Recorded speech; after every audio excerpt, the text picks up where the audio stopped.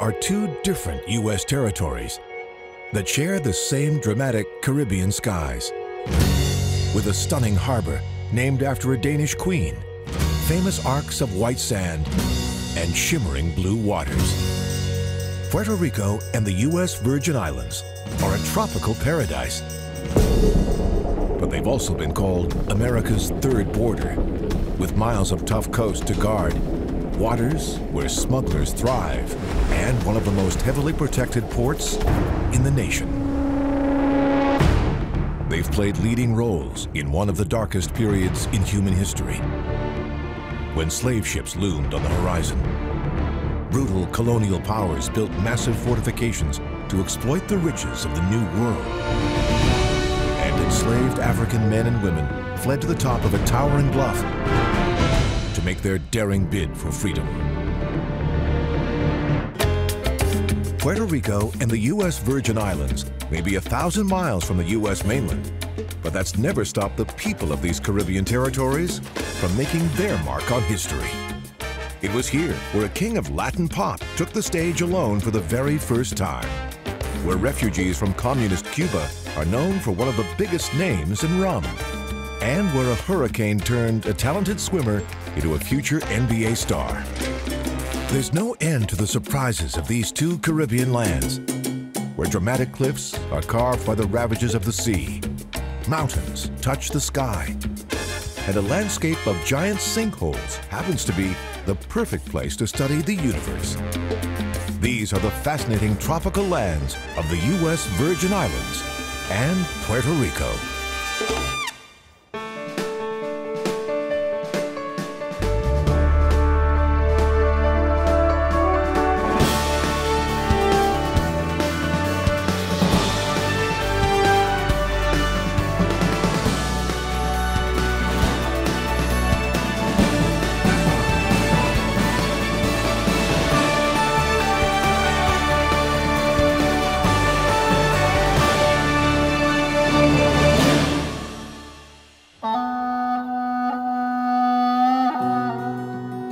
When humans first reached what are now the U.S. territories in the Caribbean, as many as 5,000 years ago, this is what they would have seen. Dramatic cliffs rising out of the sea, stunning islands of all shapes and sizes, dazzling beaches, and towering mountains, all under dramatic Caribbean skies. It was as wild and beautiful a land as any on Earth, untouched by human hands.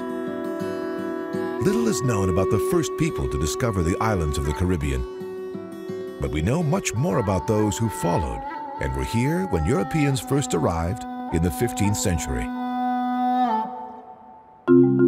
They were members of the Arawak culture who lived along the Orinoco River in what's now Venezuela.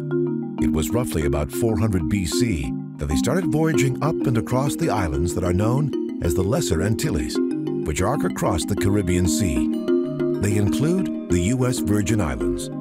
Eventually, these groups also fanned out further across the islands of the Greater Antilles and what are now Puerto Rico, the Dominican Republic, Haiti, Jamaica, and Cuba.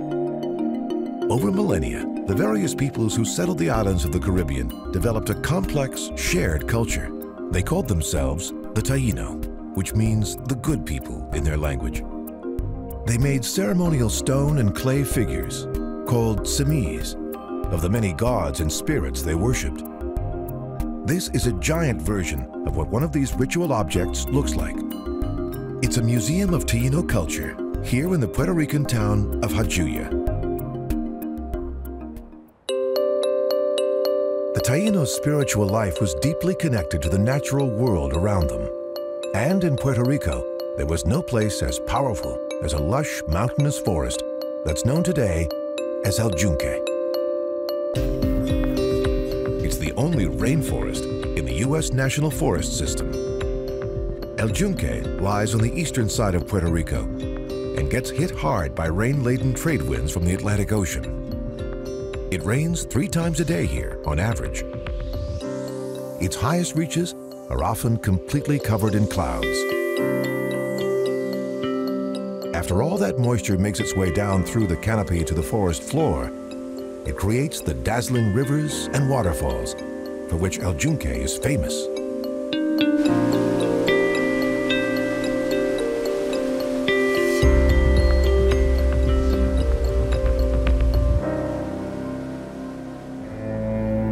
The Taino believed that a benevolent god called Yokahu dwelled on El Yunque's peak. They often prayed for his protection from the more ominous spirit that controlled the winds. His name, Huracan, is the origin of the English word hurricane. But little did the Taino know that the greatest threat to their existence wouldn't come from one of their gods, but from European colonial powers. On November 14, 1493, the native people living on the island of St. Croix awoke to find 17 strange masted vessels looming on the horizon. It was a massive flotilla of Spanish ships commanded by Christopher Columbus. It was here, near the entrance to Salt River Bay, that Columbus's party first set foot on what would later become U.S. soil. That small stretch of sand is now known as Columbus Landing Beach. 24 Spanish sailors paddled up the Salt River to explore the island of St. Croix, but ended up in a deadly skirmish that killed 1 Spaniard and 1 Caribbean native. It was the first documented armed conflict between Europeans and native people in the Caribbean, and foreshadowed the fate that these tribes would suffer at the hands of European powers.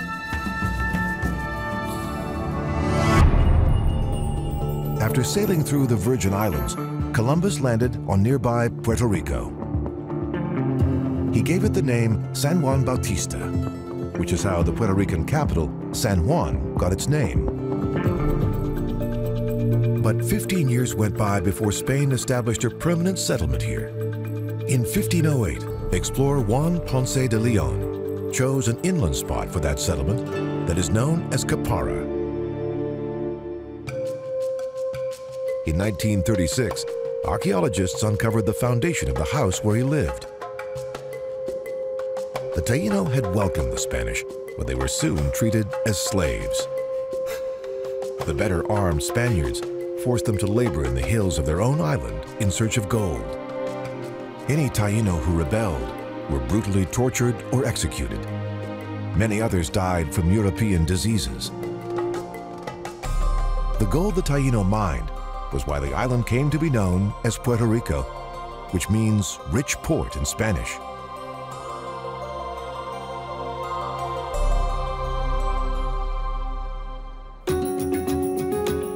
Today, tourism, not gold, is an important part of Puerto Rico's economy.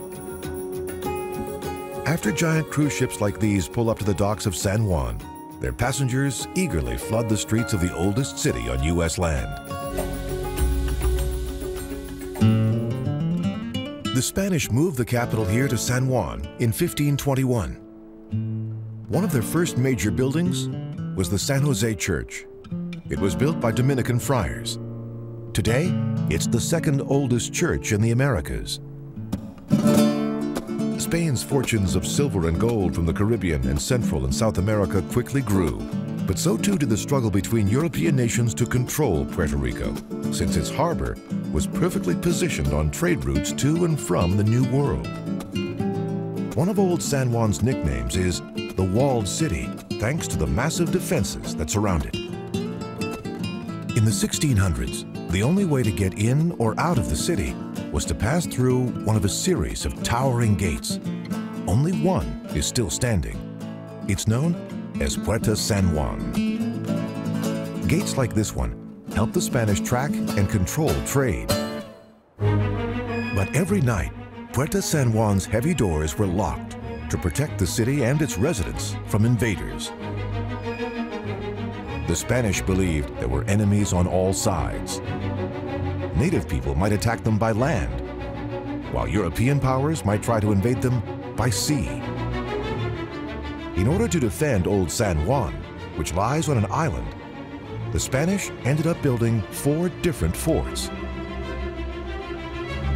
The very first Spanish fort here was completed in 1540 and is known as La Fortaleza, but its location inside the harbor made it vulnerable. A Spanish historian at the time wrote that only blind men could have chosen the site for this fort. So, in 1539, the Spanish began building even larger defenses that would become the jewel in Puerto Rico's crown, a fort known simply as El Morro. Even before it was completed, El Morro suffered multiple attacks. On the night of November 23, 1595, a British privateer named Sir Francis Drake and 1,500 of his men launched an assault on San Juan. Drake wanted to burn Spanish ships in the harbor so England could get its hands on their gold. But he and his men were forced to retreat, empty-handed, except for a few Spanish prisoners. More attacks on San Juan followed by the English, Dutch, and French, and so the Spanish kept increasing El Morro's defenses, turning it into the massive triangular fortification it is today. It was given thick walls to stop cannonballs and ramps so that troops, guns, and cannons could be put in place quickly to fend off attack and fire back. To keep an eye out for invaders, sentry boxes or garitas, like this one, were positioned strategically around the fort. They are such an iconic symbol of Puerto Rico today that they were chosen for an image on the Puerto Rican license plate.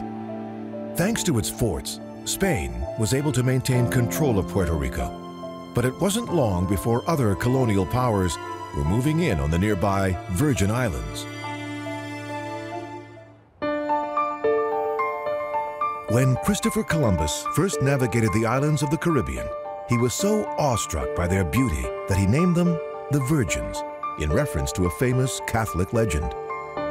The Spanish were never really interested in the Virgin Islands, but other European powers were soon vying to establish settlements here. They wanted the islands to grow lucrative crops like sugarcane, which was practically the next best thing to gold at the time. But it was the Danish who finally succeeded in taking control of the island of St. Thomas in 1666. They soon set about building a fortified tower known as Skeisborg, or Sky Tower, in order to keep an eye on enemy ships offshore. St. Thomas was soon the heart of Denmark's Virgin Islands colony, which they called the Danish West Indies. Skeisborg now lies on the grounds of a hotel, but it still looks out over St. Thomas's large deep-water harbor and the thriving port town that the Danish named after their queen, Charlotte Amalia. In 1673, a Danish ship arrived in the harbor of Charlotte Amalia carrying 103 enslaved African men and women. They were the first of more than 100,000 enslaved people who were taken from their villages in West Africa and shipped to the Danish Virgin Islands.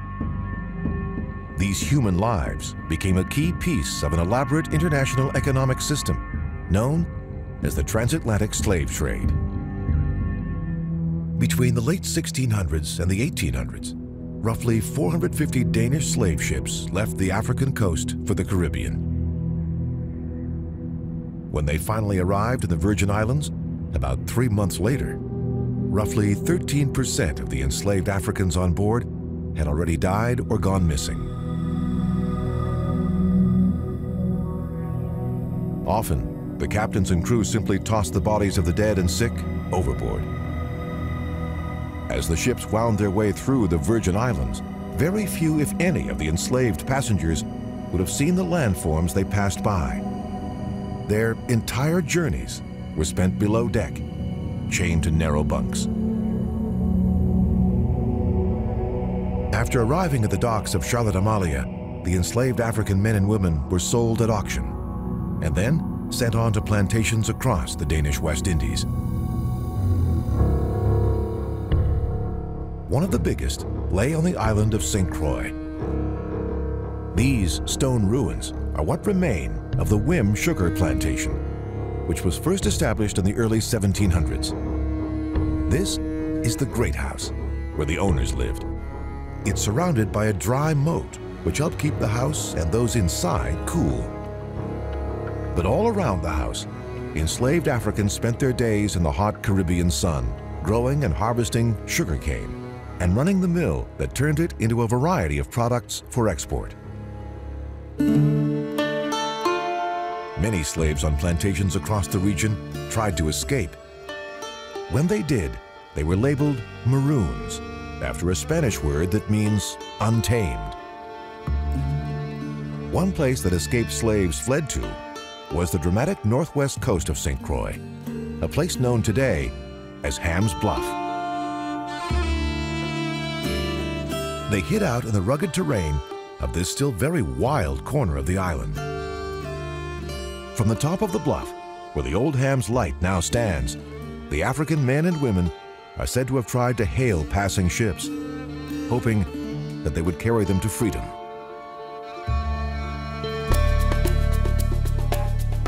Bounties were paid for escaped slaves caught dead or alive, and armed militias conducted regular hunts, trudging across the hills here at Ham's Bluff to flush out the maroons and deliver them back to the plantations they had fled. Danish law allowed for the brutal punishment of escaped slaves. They could be burned alive, hanged, whipped, or have their ears amputated.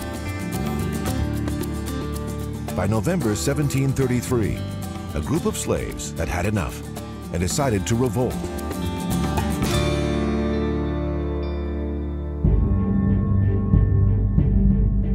Their now famous rebellion happened on the eastern side of the island of St. John, in a Danish stockade known as Fortsburg. The crumbling remains of that fort can still be seen from the air. It was here that about 14 slaves arrived with knives hidden in bundles of wood. They killed several Danish soldiers in the garrison and then fired cannon shots from the ramparts to signal the others that the revolt was on.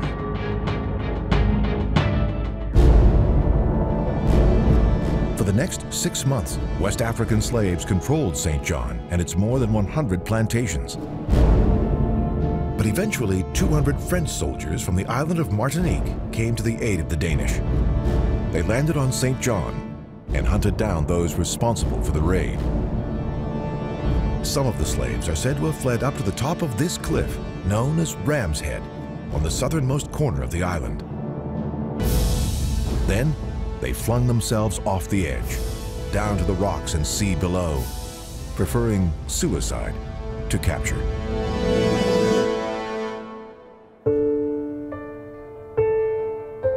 Others were promised forgiveness if they surrendered, but were then brutally executed once they were in custody. Following the revolt, the Danish imposed even tighter restrictions on slaves.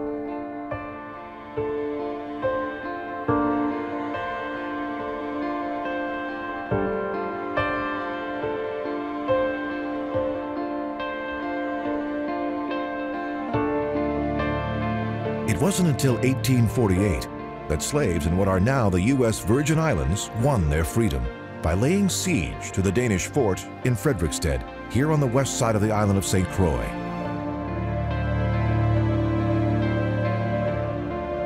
Today, in the center of Frederiksted lies Emancipation Park, to honor that historic day and the unimaginable suffering that enslaved Africans across the Caribbean endured for 175 years. Without slave labor, the economy of the Danish West Indies crashed. The U.S. Congress was fearful that the islands might fall into Germany's hands during World War I. So the U.S. decided to buy them from the Danish government in 1917 for $25 million. Today, the vast majority of those who live in the U.S. Virgin Islands are of African descent, and age-old African traditions are still alive on the streets of one of St. Croix's main towns, Christiansted. On special festival days, hundreds gather in the streets. They eagerly await the arrival of famous figures known as Makojumbis. This tradition of stilt dancing is believed to have originated in West Africa and has been practiced here for more than 200 years. The reason Makojumbis are tall is so they can reach up to the evil spirits above and drive them away by mocking them. Some still believe today that Mako Jumbies have supernatural powers. And every year on St. Croix, new dancers are trained in this age-old art form. On big festival days, Mako Jumbies transform this former Danish colonial city into a party town that blends traditions from Africa, Europe, and the islands themselves. It was also here in Christiansted that NBA legend Tim Duncan first started shooting hoops before he left St. Croix and went pro. Duncan was born here on the island, but he didn't start out as a basketball player. As a teenager, he was a top freestyle swimmer with plans of competing in the 1992 Olympics. But in 1989, the only Olympic-sized swimming pool on the island for him to train in was ripped to pieces by Hurricane Hugo. With no place left to swim, Duncan took up basketball instead. In 1997, he was the #1 draft pick of the San Antonio Spurs and was awarded MVP in 2002. Many consider him to be the best power forward the NBA has ever known. The island of St. Croix is the largest of the 3 main U.S. Virgin Islands. It's also home to nearly half of all 104,000 residents of this U.S. territory. Most of the others live on the island of St. Thomas, which is one reason the hills above the historic harbor of Charlotte Amalia are packed with homes, hotels, and million-dollar mansions.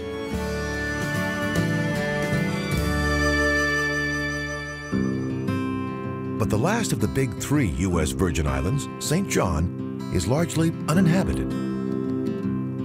When Lawrence Spelman Rockefeller, a son of John D. Rockefeller, visited the Virgin Islands in 1956, he was so awestruck by the beauty of St. John that he purchased 5,000 acres of the island.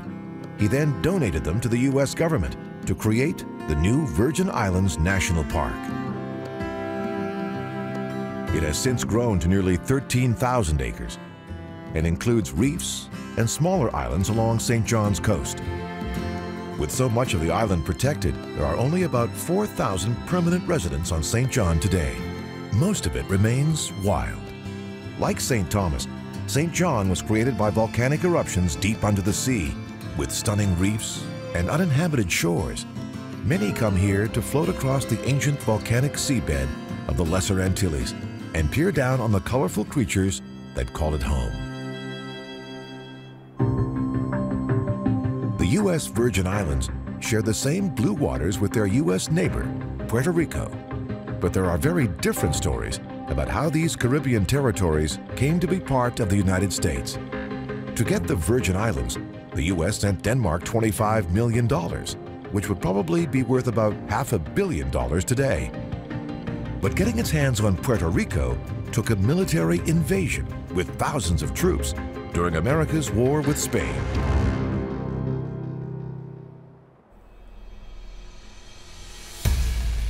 In late July 1898, more than 3,000 U.S. troops arrived here at the mouth of a quiet bay on the southern coast of Puerto Rico.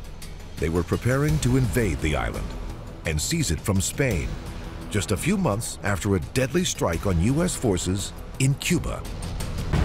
At the time, Puerto Rico and the island of Cuba were still under Spanish control. In February 1898, a U.S. battleship called the Maine was mysteriously torpedoed in the harbor of Havana, killing 266 men on board. The U.S. declared war on Spain, and a few months later sent a naval fleet south to flush the Spanish out of Puerto Rico too. By 8:45 a.m. on July 25, 1898, the U.S. invasion of Puerto Rico had begun. The Spanish were expecting the Americans to attack from the north, which is why General Nelson Miles started his invasion here in the south. When the U.S. forces landed on the beach at Guanica, they came under fire. 4 Spaniards died, but there were no American casualties. General Miles quickly moved on to Ponce, which was the largest city in Puerto Rico at the time. Spanish scouts first spotted the U.S. forces from a lookout tower on this hill, where the giant Watchman Cross now stands. It was here in historic Ponce that General Miles established the first U.S. headquarters. But soon, the Spanish surrendered, and the short-lived Spanish-American War was over. When the U.S. and Spain signed the Treaty of Paris in December 1898, Puerto Rico was handed over to the U.S. government. It's been a U.S. territory ever since. Under the treaty, Spanish settlers retained their land rights. One of those former colonial families used their sugarcane fields and small distillery to create one of the biggest names in Caribbean rum, Don Q. Rum, which is made from molasses fermented with yeast, was one of the many products produced on plantations across the Caribbean. In the 1930s, the Sarayes family turned Don Q into a global brand. They used their rum fortune to build a private mansion that is now a museum and one of Ponce's most famous and visited landmarks. It's known as the Sarayes Castle.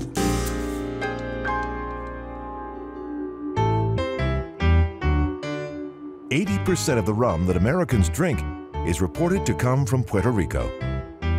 Another mansion built by rum barons lies here in the hills just outside of San Juan. This is the Bacardi estate. It's easily identifiable by the signature Bacardi bat in the bottom of the swimming pool. The distillery of this world-famous brand lies across town. Bacardi wasn't originally a Puerto Rican rum. It was started by Spanish settlers in Cuba. But in 1960, the communist Cuban government seized control of Bacardi's assets. The family fled and set up shop in a smaller distillery they already owned here in San Juan. This Art Deco tower has been the company's headquarters ever since.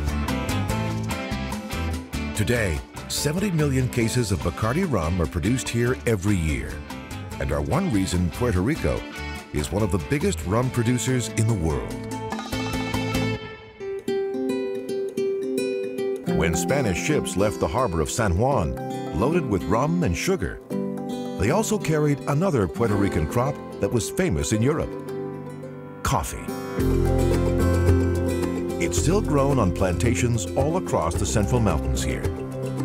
The coffee bean, which originally came from Africa, was brought to the Caribbean on European ships in the 1700s. The lush mountains of Puerto Rico's interior proved to have the perfect soil conditions and climate to grow coffee. Soon, many in Europe considered Puerto Rican coffee the best in the world. With a population of about 3.5 million people, Puerto Rico has to import most of its food, but agriculture remains a key part of Puerto Rico's economy. Land that once held enormous sugar plantations on the south side of the main island is now home to fields of everything from corn to rice to bananas. There are also vast fields of plantains that are sprayed regularly with insecticides to protect them from unique tropical insects and diseases. They thrive on the water from the rivers and streams that tumble out of the island's mountains. But there's no more impressive crop here in Puerto Rico from the air than mangoes. This meticulously planted mango orchard is one of the largest. Mango farmers here have developed ways to grow this fruit year-round. Mangoes are Puerto Rico's #1 fruit crop. Roughly 80% of the mangoes from this orchard will be exported to Europe. 10% will end up in grocery stores all across the lower 48. Sugar, coffee, and fruit have all made major contributions to Puerto Rico's economy. But the most famous exports of this U.S. territory are its actors, entertainers, and sports legends. On the island's northern coast lies a neighborhood called Dorado. It's home to the mansions of many famous Puerto Ricans. They include golf legend Chichi Rodriguez and singer Ricky Martin. Martin didn't grow up here in Dorado. He was raised in San Juan. A talented singer as a child, he joined the Puerto Rican boy band Menudo when he was only 12. He sang his first solo for the band here, inside the Luis Ferre Center for the Performing Arts. The lights dimmed, and Martin took the stage alone for the very first time. After touring with the band, he went back and graduated from high school in San Juan, and then launched the solo career that made him a global star. San Juan and its famous beaches were also the stomping ground of a young troublemaker named Benicio del Toro. The future Hollywood actor attended this private Catholic academy, and on the weekends, he and his friends used to entertain tourists nearby at the Bridge of Two Brothers. They paid Del Toro $1 to see him leap from the bridge to the waters below. He later said this was how he first discovered that he liked performing. In 2001, Del Toro won an Oscar for a supporting role in the film Traffic. He now lives on the U.S. mainland, and that gives him rights not afforded to his fellow Puerto Ricans here on the islands. Unlike all the other former Spanish colonies in the Caribbean, Puerto Rico never gained its independence. It went directly from being a Spanish colony to a U.S. territory. Today, the U.S. and the Puerto Rican flag fly over its Capitol building here in San Juan, just as state and U.S. flags do on nearly every state house across the nation. But Puerto Rico is not a state, it's a territory. Like their fellow citizens in the U.S. Virgin Islands, Puerto Ricans hold U.S. passports, but are only allowed to vote in presidential primaries and local elections. They are not allowed to cast their ballots for the U.S. president. It's one reason that many in Puerto Rico favor the territory becoming a U.S. state, and why others believe that their beloved Puerto Rico should finally be allowed to gain its freedom as an independent nation.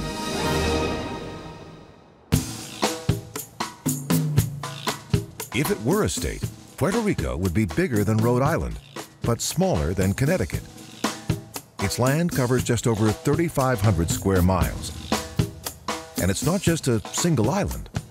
This U.S. territory covers 143 different islands, keys, and atolls.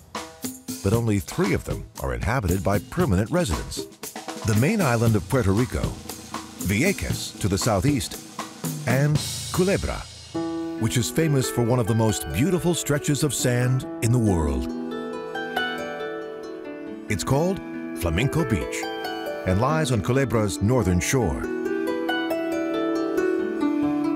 Many travel to Puerto Rico just for a chance to camp out on this stunning arc of white sand. And it's hard to miss the strange object that lies right in the middle of Flamenco Beach.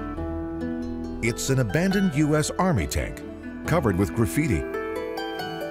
It didn't end up here by chance, nor did this one higher up in the hills.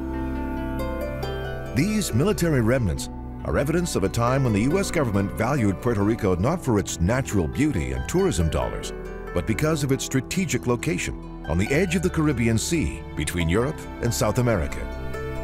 It's one reason that Spain had made Puerto Rico its military outpost in the New World more than 4 centuries ago.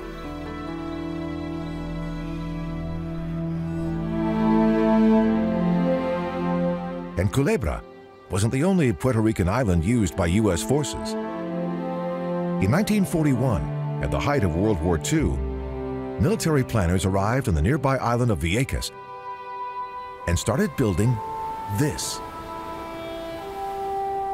It was envisioned as a long seawall that would connect Vieques with Puerto Rico's mainland 7 miles away.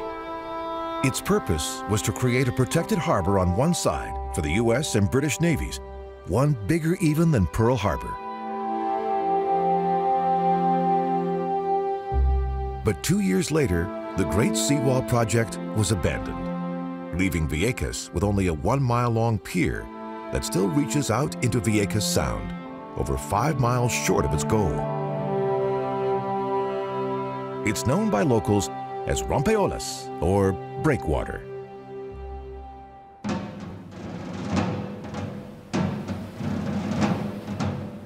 But the military's plans also included turning the island of Vieques itself into a massive new training area, bombing range, and weapons depot. And that work continued. To do it, the U.S. government forced many who lived here off their land. They gave them just 10 days to vacate and then raise their homes. The project fueled an economic boom in Vieques as hundreds of workers from across Puerto Rico flocked here to build giant weapons magazines like these for wages of $2.25 a day.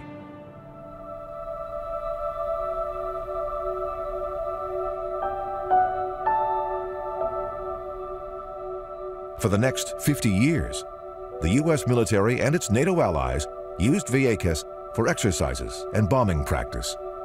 Craters from those bombs can still be seen today from the air. One of them ended with a terrible disaster. On April 19, 1999, a security guard named David Sanes Rodriguez was at his post here on top of this hill in what was part of the military-controlled area of the island. He was standing outside in the twilight under a gray sky when he heard the whoosh of two 500-pound bombs rocketing toward him from somewhere up in the clouds. The pilot of an FA-18 on a training mission had made a terrible error and launched his weapons at the wrong target. The bombs landed on both sides of Sanes Rodriguez, just 50 feet away. Their powerful explosions killed him instantly. They also injured 4 others in the nearby tower on the hill. Today, a small cross marks the site where David Sanes Rodriguez died.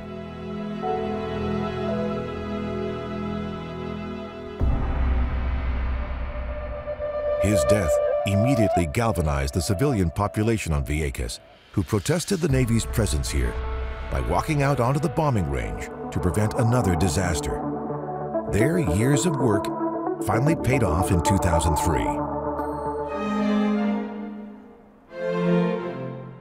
But up to 9,000 acres of this tropical island are still littered with munitions, as well as napalm, mercury, and other toxic materials. Piles of bombshells are still visible from the air. Cleanup will take years.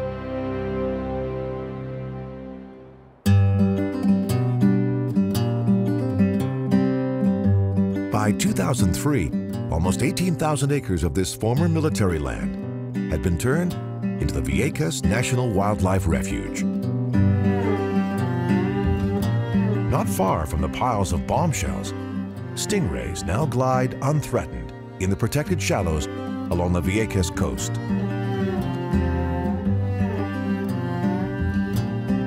On the western edge of the island, former munitions bunkers are being reclaimed by the Puerto Rican jungle.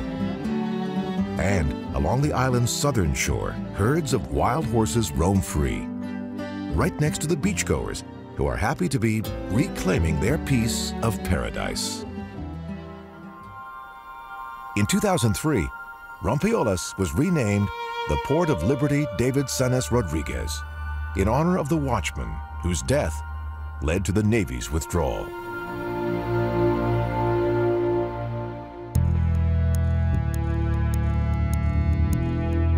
Bombers no longer drop their ordnance on the beaches of Vieques. But these days, teams from U.S. Customs and Border Protection use Black Hawk helicopters to scour remote stretches of Puerto Rico's coast, since drug smuggling and human trafficking are on the rise in the waters that surround this U.S. territory.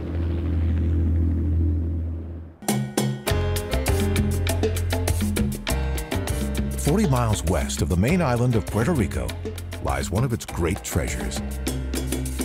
It's a flat, kidney-shaped island known as La Mona. It became U.S. territory in 1898 when the Spanish had to give up the islands of Puerto Rico under the Treaty of Paris. The only historic building left here is Mona Island Lighthouse. It was designed by a Spanish engineer, but constructed in France, with a light so powerful it could be seen 22 miles away. Today, the lighthouse is no longer in use and stands alone on an island that's now a nature reserve.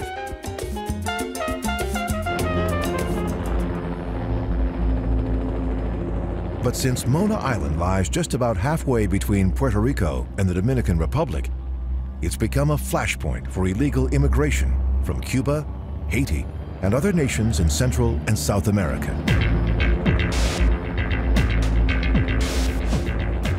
A team of U.S. Customs and Border Protection agents scours the coast, searching for the boats of human smugglers. Much of Mona Island is ringed by towering limestone cliffs and caves, which is why traffickers here have been known to force migrants to swim to shore. Many have drowned trying to reach this small stretch of beach.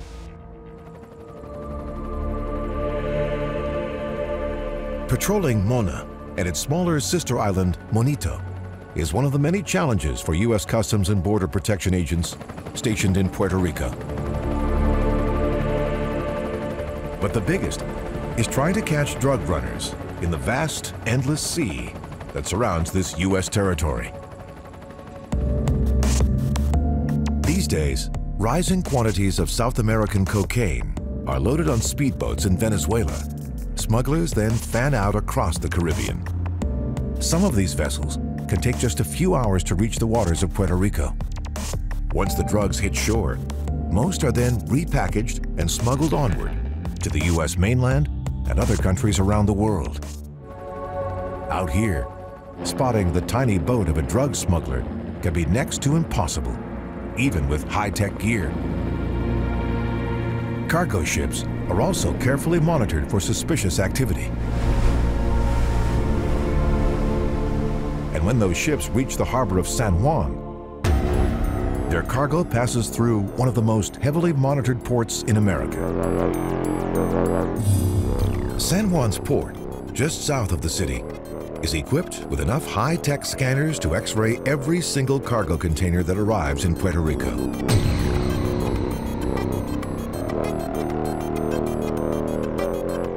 But some of the drugs stay right here on the main island.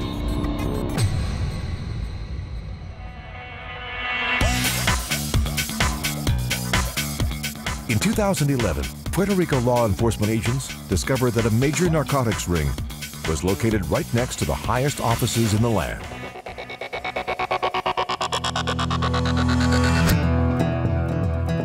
Close to Puerto Rico's Capitol building and tucked under San Juan's old city walls is the notorious community of La Perla.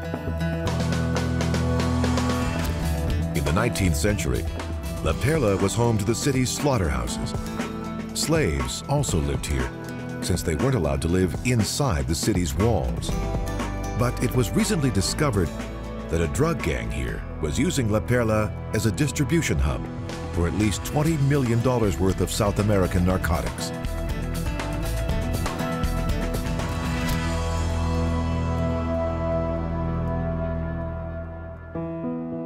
San Juan faces many of the same urban issues that U.S. cities do today, all across the nation. But outside San Juan, there's a place in Puerto Rico with a landscape unlike any in the lower 48.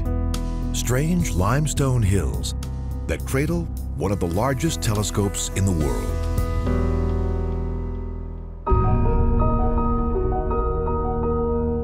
Along the southern shores of Puerto Rico, the waters are relatively calm. The Virgin Islands act as a barrier that keeps big ocean swells at bay. But that's not the case on Puerto Rico's northern Atlantic coast, which is famous for its wilder waves and weather. It's why the northwest corner of Puerto Rico is a surfer's paradise. This is the most famous surfing spot in Puerto Rico. It's known as Rincon. Waves here can reach 20 feet, which is what makes surfers flock here from around the world. A big part of what makes the north coast of Puerto Rico a surfer's paradise is what lies deep underwater, 75 miles offshore. It's a long chasm known as the Puerto Rico Trench. The floor of the trench is more than 8,400 meters below the surface, which makes it the deepest spot in the Atlantic Ocean. Because of the Puerto Rico Trench, swells from the Atlantic have little to stop them as they head toward land here and are perfect for surfing. When surfers here ride the waves, they have to be careful of the coral reefs that lie just offshore. Beneath the island's stunning blue waters are beds of Elkhorn Coral, which were named after their sharp, elk-like horns. Elkhorn is one of the first two types of coral in the world to be placed on the endangered species list. Swimmers and surfers here are forbidden to take pieces of coral from the reefs along Puerto Rico's coast. But scientists say that global warming is ultimately the greatest threat to this species. Coral may be just one of Puerto Rico's natural wonders, but it's also played a leading role in the creation of one of the most dramatic landscapes in the Caribbean. A forbidding region of towering hills, rocky cliffs, caves, and sinkholes. It's known as the Karst region and covers hundreds of square miles along the northwest edge of Puerto Rico, just south of the coastline.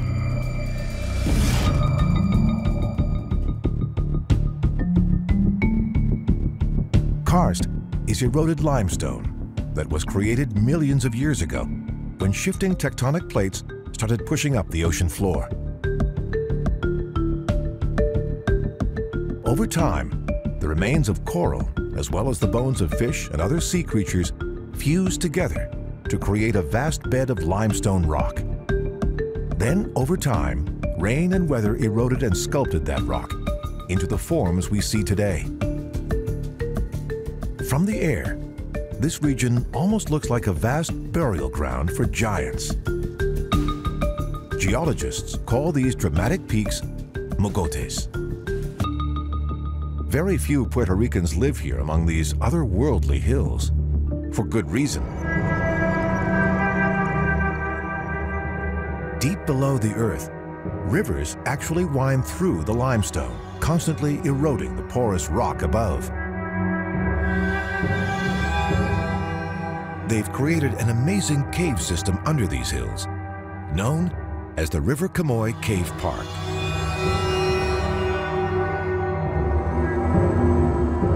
But as the eroded rock moves and shifts, it can also trigger massive sinkholes without warning. This one, called the Tri-Town sinkhole, is 650 feet wide. Living in this region can be risky. This giant karst cave, part of the cave park, is a popular site for visitors to Puerto Rico, but it extends right under a road and even houses.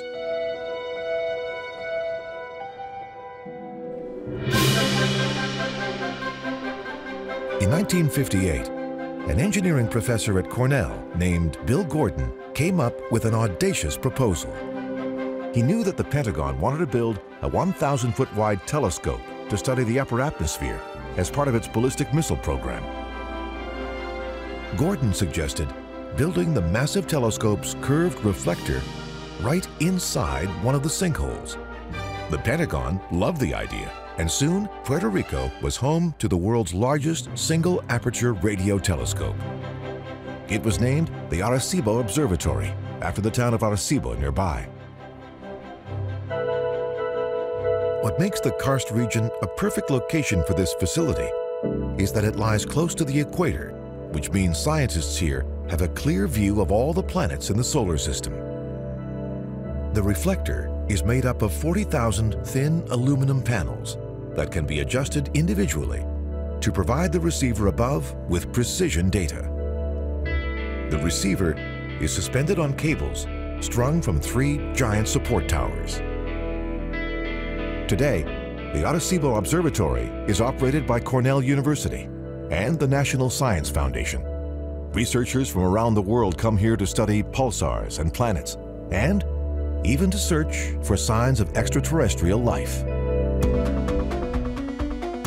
But moviegoers might recognize this giant dish from the James Bond film GoldenEye. In the movie, the observatory was a stand-in for a secret Russian satellite base in Cuba. At the end of the film, Pierce Brosnan ends up in hand-to-hand combat in the structure high above, with the film's villain, a former British agent, who Bond ends up dropping to his death onto the dish below. Today, workers ride an aerial tramway to get to the receiver. It's suspended more than 400 feet above the reflector and provides a spectacular view of one of Puerto Rico's most unique places. A modern scientific facility wedged into a primordial landscape.